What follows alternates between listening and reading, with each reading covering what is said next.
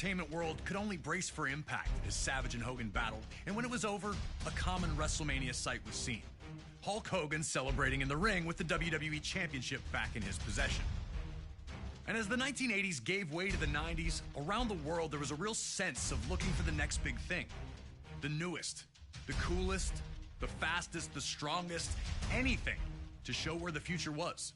This was also the case in WWE. It dominated all other opponents. Even that loss we relived at WrestleMania V against Rick Rude, yeah, he avenged that just a few months later at SummerSlam, regaining the Intercontinental Championship in the process. But this talk all seemed like fantasy, only existing as a dream match.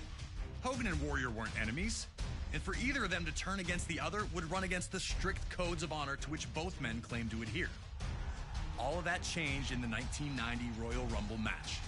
It was brief, but for a moment, the only two men in the ring were, you guessed it, Hulk Hogan and the Ultimate Warrior. The crowd went nuts, and these two stared at each other for a minute before circling up. Two running tackles led nowhere, and then a double clothesline floored both men, ending things before they could really get started between the two. That small taste, though, was all the world of sports entertainment needed to know that they wanted more. Even more interesting, it would be Hulk Hogan who would challenge the Ultimate Warrior to a contest at WrestleMania VI. Ultimate Warrior, me and my Hulkamaniacs put the championship on the line.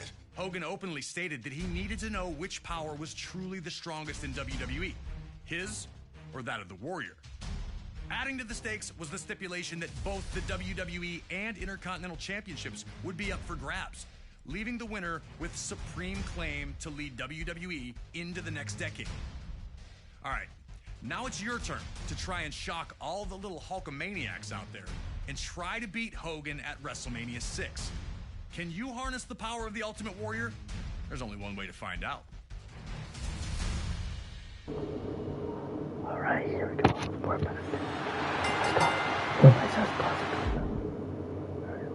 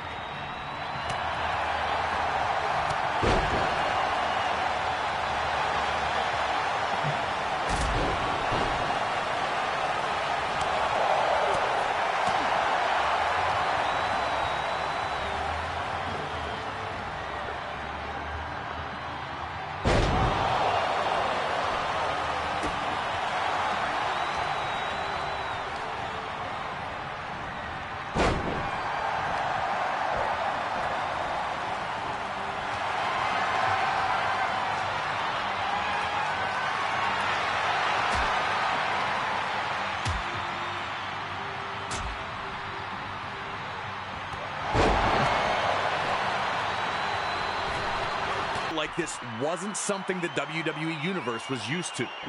After the clothesline sent him crashing to the floor, Hogan appeared to hurt his knee, the last thing he needed. Ultimate Warrior was here to prove that his hype was real. Warrior was going to run right through Hogan at this pace.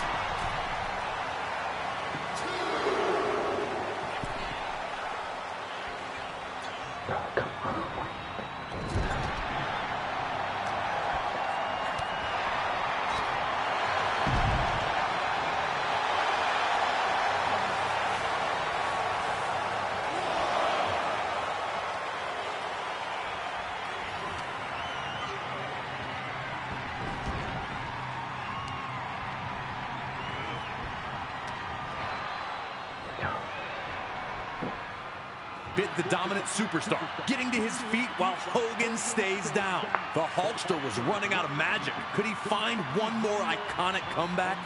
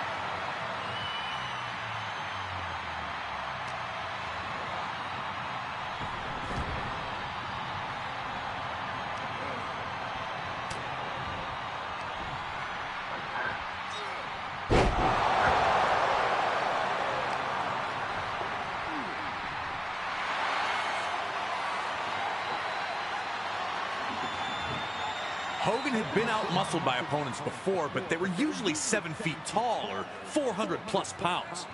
Seeing Ultimate Re gets flattened, and now there's no one to count falls. Grab a chair or something, come on.